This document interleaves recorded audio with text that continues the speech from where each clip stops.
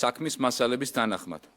უკრაინაში მოქმედი ერთ-ერთი სამხედრო დანაყოფის ქართველი წარმომადგენლის მითითებით, რაც დასტურდება არაერთი მტკიცებულებით, საქართველოს მოქალაქე ბჭ-მ შეიძინა დიდი რაოდენობით ცეცხლსასროლი იარაღი, საბრძოლო მასალა და ასაფეთქებელი საშუალებები.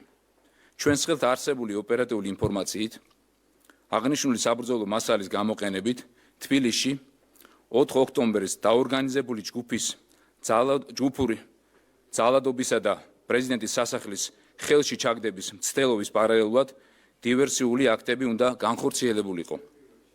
სახელმწიფო უსაფრთხოების სამსახურის თანამშრომლების მიერ გატარებული პრევენციული ღონისძიებების შედეგად მოხერხდა იმ პირთა წრის განეიტრალება, რომლებსაც სავარაუდოდ აღნიშნული საბრძოლო მასალა და ასაფეთქებელი ნივთიერებები თბილისის ცენტრში უნდა გადმოეტანათ. სპეციალურ სამალავში აღმოჩენილი ცეცხლსასროლი იარაღი, საბრძოლო მასალა და ასაფეთქებელი საშუალებები გადამალული იყო თბილისის მახლობლად ტყის მასივში.